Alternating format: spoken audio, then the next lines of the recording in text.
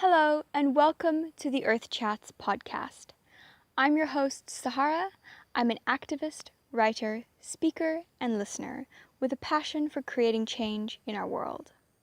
Join me and special guests weekly as we have inspiring conversations and reveal insightful knowledge, tips, and tricks on how you can live more mindfully on this planet.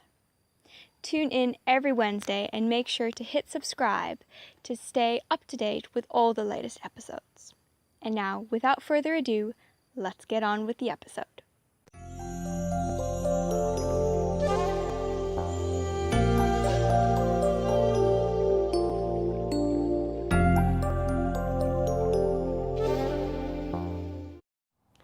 As a special gift to our listeners, BMDM Digital has created a 52-page free social media training guide that will help you ignite your social media. You can download your free copy in the link below. So, thank you for coming on the show. Welcome, Cara, to Earth Chats. Thank you for having me. Could you tell us just a bit about yourself? Yeah, I can. So my name is Cara. I am currently the marketing officer at Petco. I think I've always kind of had a passion for sustainability and the environment. I was always the person kind of giving people information and kind of trying to change people's perceptions about certain things, and trying to help them to see other ways that they could do things so that it could be more sustainable, basically. I find that people often don't really think about their actions until you make them aware of the different ways to do things. So it's been really great to kind of get into this job. I was originally working at Ogilvy, and I was kind of waiting for the right opportunity to come around that was doing kind of marketing stuff, but in a sustainability related job. And so I've been at Petco for coming on, it's going to be about 2 years in the middle of this year. And it's really great to be putting your passion to work, or your values to work, as I say. That's awesome.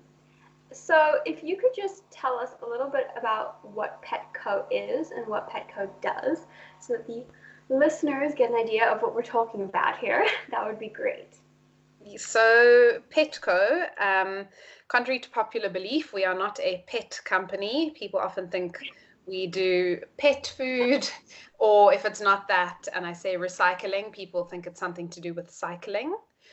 So I get a lot of cycling related questions. But basically what we are is that it's the trading name for the PET recycling company, and we are a not-for-profit company. And it was incorporated in 2004 to basically represent the South African PET plastic industry's joint effort to self-regulate post-consumer polyethylene terephthalate recycling, which is what PET is short for. Basically what Petco does is that we subsidize each and every kilogram of PET plastic that gets recycled in South Africa, and we make sure that the PET that's actually produced in South Africa is recycled in South Africa for the benefit of all South African citizens. So we're a voluntary not-for-profit, and we work with the whole value chain. So that is all the way from the people who are producing the resin, to the converters and the bottlers and the brand owners, as well as retailers and consumers. Okay, wow. So now with this whole, because obviously you're the marketing officer, so in terms of like what kind of work that involves, are you mainly like behind the computer doing that kind of stuff, or are you also like, do you go out onto site, or do you do things like that? Yeah, so my role is quite varied. We're a national program, but we are actually a team of 11 people. And so, I mean, when I try and explain my job, it is all the way from doing site visits at landfill sites or going to visit some of our members. We're a voluntary membership organization. So anyone that lands up paying us an extended producer responsibility fee is doing so out of their own will. And we work with people who want to work with us.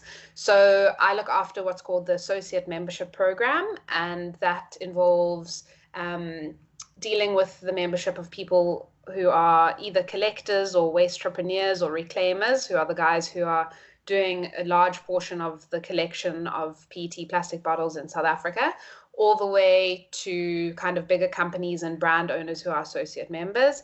But yeah, my job is also, it also entails doing the social media, whether it's assisting with approving content that's being put out or responding to queries. We also get lots of calls every day for people looking for drop-off sites. And so yeah, no day is the same, which is really great. So if you could just explain to us quickly before we get into the rest, what exactly PET is, so that we kind of understand the exact, what's it called now, material that we're working with. Yeah. So PET basically forms the basis for synthetic fibers like polyester, and it's also recognized in the packaging industry as the rigid plastic that's commonly used as beverage bottles for carbonated soft drinks, bottled water, milk, juice, sports and energy drinks, jars, punnets, tubs and trays for food items, bottles for household. So, for example, like Sunlight Liquid, personal care, and also pharmaceutical products, and also sheet and film in general packaging. So if you're ever wondering what is PET, or if the product that you are using is PET, which is polyethylene terephthalate, then what you can do is that you can look for the little number in the triangle, which will be underneath your bottle. This is called a polymer identification code, and this can be found, yeah, as I said, at the bottom of your bottle. So I think there's a lot of confusion around what a polymer identification code is as well. A lot of people look at the little triangle and they see a 1 and they think, oh, does this mean that it's been recycled before? Does it mean that it can be recycled one time? And just to clarify that, all it is a polymer identification code, which means that it's what the converter puts on the bottle to say this bottle is this type of plastic, or this product is this type of plastic. So there's quite a lot of confusion around that. Yes, no, that's fantastic. Thanks for clarifying that, because I know I also get a lot of people often asking me, like, does this mean that it can just be recycled, or what does it mean if there's a number 4? And yeah, that's just basically all ways that we can identify what kind of plastics we are buying. Now, what happens so if you take, say you've had a Coke and you put that in the recycling, is there like a separate place where you would take your PET bottles to be taken to Petco, or does it just go to your regular recycling depot? So Petco is not a recycling depot. We are just the industry body, but we have partnerships with a lot of recyclers that we have contracts with, which operate all over South Africa. And your PET plastic bottle can be recycled into either polyester staple fiber, which can go into things like t-shirts or jeans or felt bags, or it can be made into our PET pellets, which are recycled PET pellets that can be actually made into brand new PET bottles. So what happens is that once you actually put it in the recycling bin, it will either get collected by a municipality. I know in Cape Town and a few areas, we are really, really lucky to have a municipality that does curbside collection. So that's the one option. The other option is that you take it to a drop-off site, which can be found on our website. And the third option is that a reclaimer, which is a kind of a waste picker or waste entrepreneur, will actually come and go through your bin and do your recycling kind of for you, or your sorting rather, not your recycling. And then they would take it to a drop-off site. So from there, it will get taken to a buyback center where those individual reclaimers will get money for it. And those bottles will then be squashed into what's called a bale, which is basically just a big brick of squashed bottles. And from there, they go to the recycler, or what we like to call them, a reprocessor, where they will be washed and flaked and then turned into our PET pellets, which, as I said, will either be turned into polyester staple fiber or into pellets for brand new bottles. Okay, wow. So it's quite a process for sure. Yeah, I think it's something that we can be really proud of in South Africa. Even when China closed its doors and stopped accepting the waste the rest of the world, South Africa was fine in terms of PET plastic bottles. We, for a third world country, as I say, in inverted commas, I mean, we are, but we have a lot of really sophisticated high-tech infrastructure in terms of recycling PET bottles. It's quite amazing. Fantastic. And also, I think it's so important to be keeping these things, local and doing them within the country, because as you see, like now, for example, with the coronavirus, we have a huge pandemic, and now suddenly nobody is, importing or exporting anything. Nobody can take in recycling or anything like that. So it's fantastic that we can just do this right here. Yeah. And it also creates so many jobs. We estimate, I mean, 2018 are our latest figures because 2019 is being currently audited, but we estimate that there are about 68,000 income opportunities that are generated, all the way from the waste picker getting some money from the buyback center, all the way up the value chain. Yes. Wow, that's amazing. So I'm curious to know, what do you think holds people back from recycling? Because obviously not everybody does recycle. And I think, like, even globally, if you look at like the global statistics, it's actually very minimal that we are recycling compared to what is being thrown to landfill. So I think that there are two things. I think that the first one is kind of a lack of information and knowledge.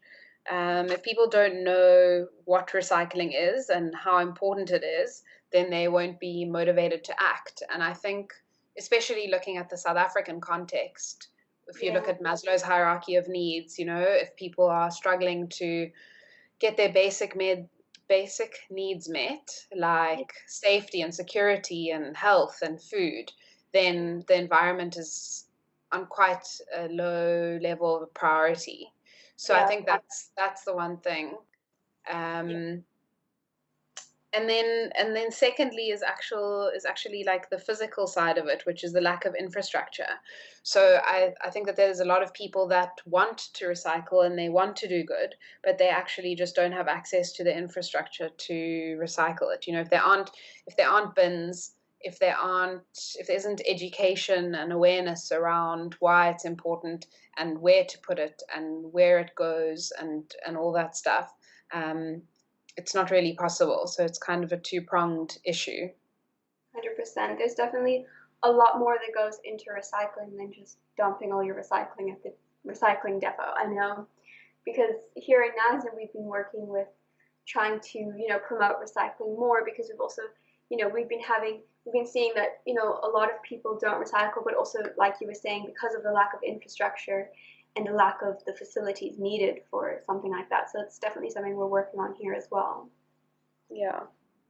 And it's difficult to set that stuff up. I think people think it's as simple as just getting a bin, but once it's being collected, where does it get stored? And are the bottles dirty? And does that attract rats? And who's got the space to keep all that stuff? And then the transport is also quite a big problem that we face. We aren't able to provide transport.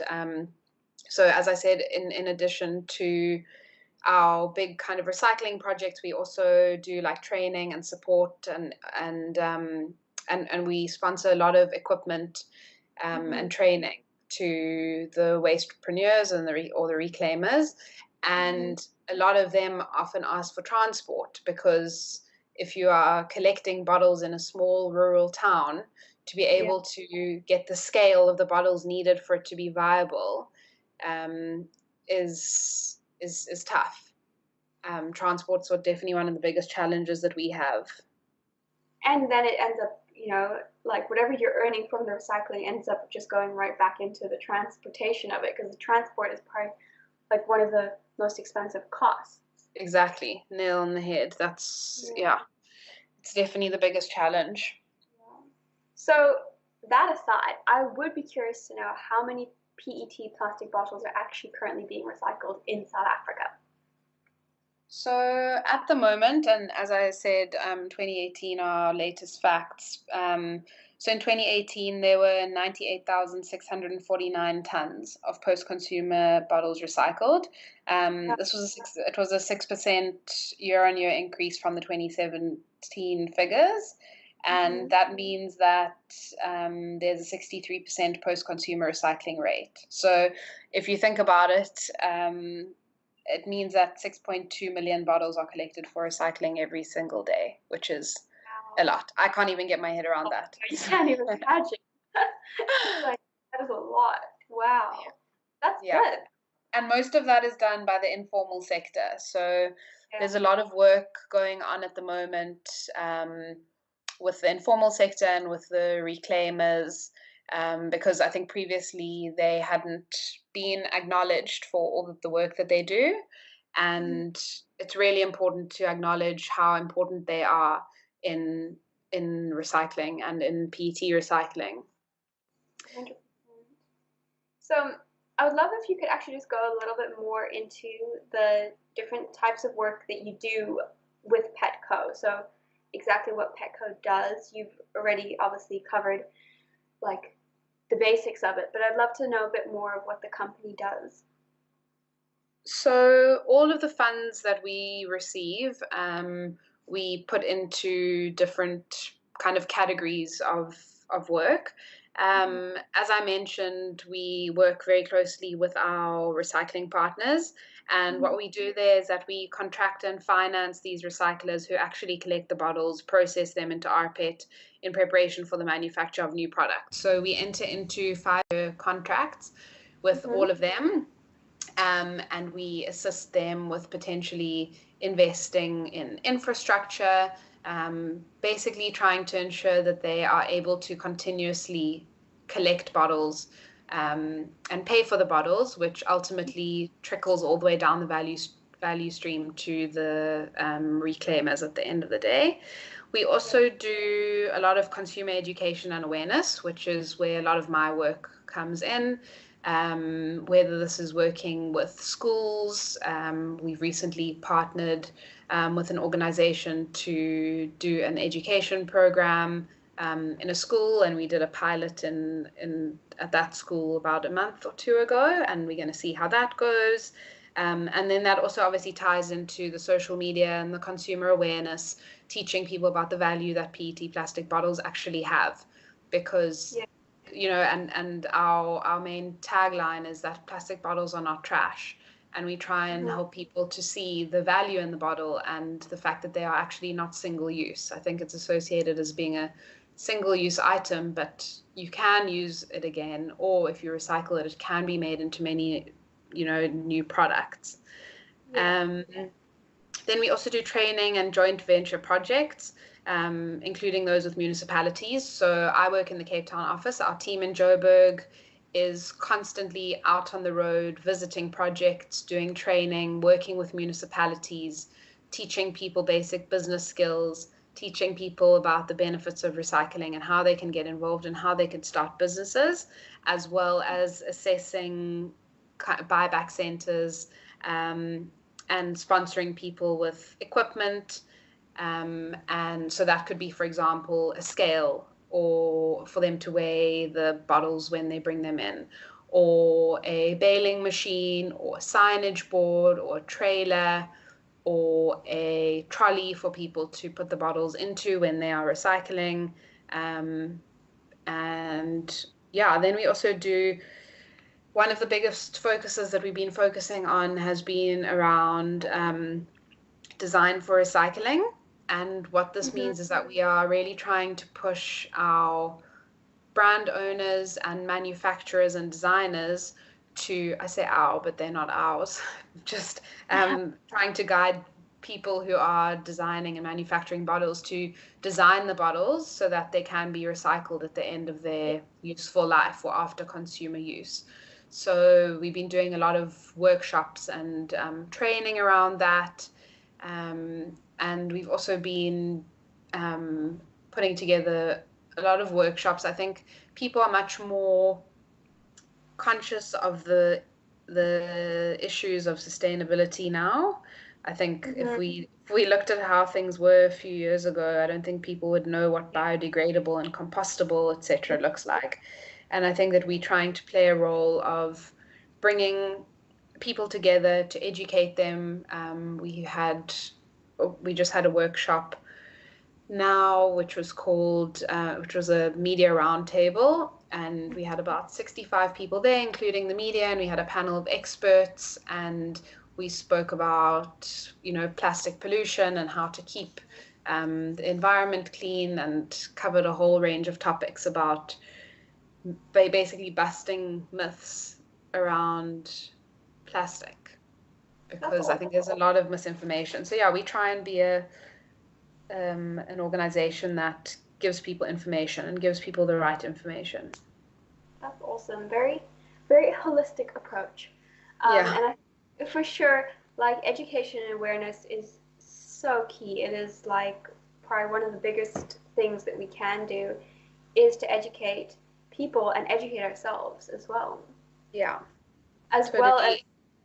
yeah. And I think also because I think it was very interesting what you were saying about the guidance to the design of bottles, which is something that I don't think we really think about, but that when we're designing a product or when a company is designing a product to look at it long term at the effects what it'll have after it's been used.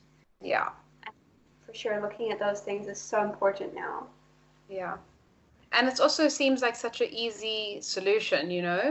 So many Yeah. bottles that are in circulation at the moment are going to landfill because of small things that were done for marketing purposes.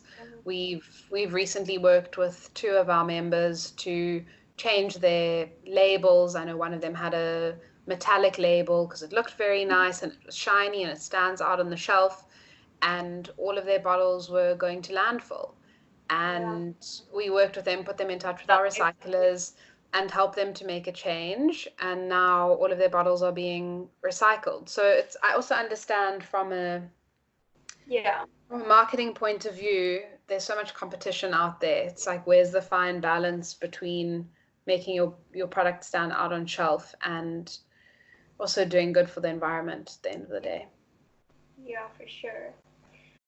I'm quickly interrupting this episode to bring you a little message from our amazing sponsors who've made this episode possible. I live in the beautiful town of Naisna in the Garden Route, and I want to invite everyone to visit this fantastic part of our country. We have everything: indigenous forests, nature reserves, awesome views, beautiful beaches, and natural wildlife. Come for a dream vacation. Oh, and I almost forgot. Naisna has some of the best restaurants you will find anywhere. Follow us on Instagram at @visitgardenroute, where we will introduce you to our fantastic and favorite people, places, and things to visit. This is us on Instagram at @visitgardenroute. And now, without further ado, let's get on with the rest of the episode. So, my favorite part of the interview is when we get to do the rapid quickfire round. So, are you ready for the quickfire round? I'm ready. Okay. What does the typical day in the life of Kara Levy, I hope I got your surname right, look like? So it looks like getting into work, emails, social media, working on a few strategic projects, making tea, either for me or for a meeting that's being had. It could look like having a site visit or having a meeting with one of our members. Yeah, that's the typical day. Cool. So, what is one of the biggest lessons you've learned? It doesn't have to be career related. I think one of the things that I've been really inspired by since I joined Petco was just how resourceful South Africans are. Mm. Um, I get a lot of daily calls and queries in my inbox from people who really care about the environment, or people who are wanting to start a business, or people who are just interested in helping their community. I'm really constantly impressed and surprised by how people are wanting to make positive changes, and especially in South Africa, where we have such a high unemployment rate, yes, there's a lot of doom and gloom, but there are some amazing projects happening. And we every year have our PETCO Awards, where Yeah. we look to recognize people who are doing, excuse me, who are doing great things in the recycling space, whether it's kind of the top woman in recycling or the best community recycling initiative. And it just shows you all these entrepreneurial and community focused people who are really making a difference out there and trying to Yeah. make a life for themselves. And yeah, that's something that I've learned that I don't think I was that conscious of before this job. Yeah, no, it's so awesome because I think, we don't often get to hear about those things. It's so often on the news, it's all like the negative things and all the doom and gloom of it. But it's like amazing to hear this, and also coming from you, you're part of this big company that is, open to all the stuff. You're hearing the good stuff and the bad stuff, and it's amazing to hear that there is so much good stuff happening. So it's very, Yeah. very inspiring. If you want Now, to have a look at the videos, by the way, they are yeah, on our YouTube page. It's okay. PETCO South Africa. Yeah, so we go out and we basically film all of them and film their projects, see what they do. And yeah, they're quite inspiring. Awesome. Okay, guys, so if you want some inspiration and motivation, go check out Petco South Africa, is that right? Yeah. On YouTube, and you can find some super cool videos. Now, I would love if you could go into a bit of depth. This isn't quite quick fire round, but I think it's important to go into this a little bit. And that is, what tips can you give our listeners to help them recycle better? Because I know a lot of people struggle with recycling, what can be recycled, how to prepare it for recycling. So if you could just give us your tips and share some knowledge on that, that would be great. So I think that the most important thing would be to have a conversation with the person that you're actually taking your recyclable material to. So if you are dropping it off somewhere, speak to the people there about what materials they are collecting and ask them how they would like it to be delivered to them. The other thing that I would recommend is actually having a discussion with your local reclaimer or the person going through your bin.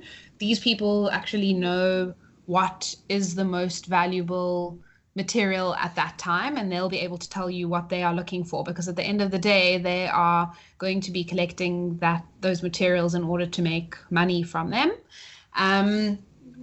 I think that consumers also have an opportunity, especially when it comes to PET, to choose the right products that have been designed correctly at the beginning of their life so that they can be recycled at the end of their life. So some of these are, if you are able to choose a PET plastic bottle that is clear or light blue, because they have the highest commercial value for recycling. They can be turned right back into brand new bottles. The green and the brown ones are also recycled, but have a lower value than the clear bottles. So they're usually turned into the polyester fiber, and this can be used for like car mats or duvet or pillow stuffing or things like that. I think that people can also try to choose bottles that have labels on them that can easily come off the bottle. So, for example, if you try and take the label off, look for a label that comes off easily and that the glue stays on the label, not on the bottle.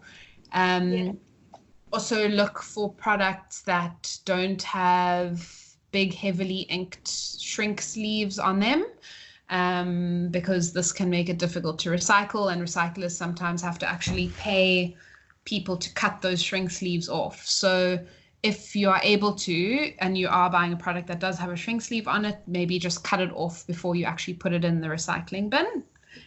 And yeah, those are a few steps. Cool. Thanks for that. Now, you mentioned earlier, you said plastic bottles are not trash, and that's a very important part of Petco's messaging. Could you tell us a bit more about what this means and why PET bottles should be seen as valuable? So, as I've said a few times, they can be recycled and used again and again. Once they have been used, they can be made into many new and useful products like t-shirts or jeans. But most importantly, and it's just something that I want to reiterate, is that they can be made into brand new PET plastic bottles. So this really kind of closes the loop and feeds right into the principles that we speak about when we're talking about a circular economy. How can we keep the materials within that value loop and use them over and over again, so that none of that value is lost? So collecting them creates income opportunities for reclaimers, and this changes their lives and the lives of their families in ways that I don't think we can even really understand. And lastly, collecting them is good for the environment. So recycling PET plastic bottles saves carbon, reduces landfill space, and it also decreases the need for new raw materials to be used, and also saves energy. Fantastic. Now, obviously, I think a lot of the movement now is also looking at, like refusing waste in the first place. So what do you think of this? Because obviously, with Petco, you're reusing something, and it's kind of, I guess, inevitable. We're always going to have waste as a human race. But I'd love to just quickly hear like what your stance is on that, because I think a lot of the movement is now shifting towards, before even reusing it, let's refuse it. Yeah. So as Petco, we believe fully in the waste hierarchy. We believe that you should, what we speak about is reduce, reuse, and then recycle. But in terms of refusing, I think it can work in some places. I think that, and this is a conversation we've been having a lot lately, is that for example, what we're going through right now with the coronavirus. Yes. Are you going to be comfortable to buy a cucumber that is not in plastic that someone else could have touched? Like there are definitely instances where you can refuse, and where you are able to, we encourage it. But we do, however, believe that plastic and PET plastic has a really important role. So, for example, a study was done on, I think it was a cucumber. They just looked at how quickly the cucumber went off with and without plastic. And I think that's something that we really need to just consider, is the huge effects of food waste as well. And we have a huge food wastage crisis, especially in South Africa. I think it's something like 30% of all food that is produced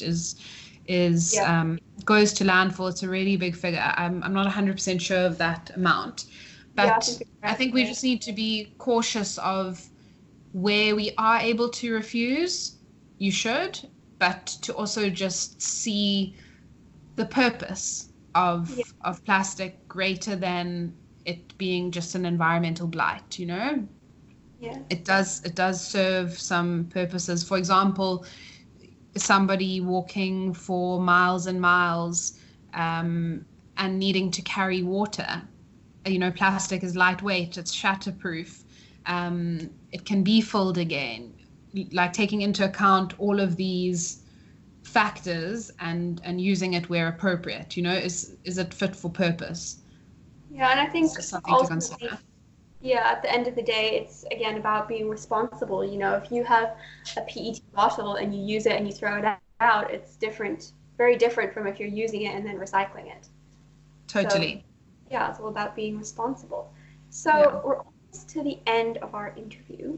I would love it if you could just leave our listeners with a little fact that they might not know about PET plastic bottles in South Africa. So I've already touched on it, but just to reiterate that PET plastic bottles have a life after you are done with it, either becoming a new bottle or becoming the polyester staple fiber, as I said, can be made into many new and useful products. So just reiterating its value and the fact that it really is not trash, and it creates income opportunities for people. Well, thank you very, very much for coming on and sharing all this useful knowledge and tips with us. I would love it if you could just let people know how they can get in touch with Petco or follow what you do and get useful tips about how to recycle. So we have a website which has a lot of information on it. It is www.petco.co.za. That is PETCO. And you can also find those Designing for the Environment guidelines that I was talking about if you are interested.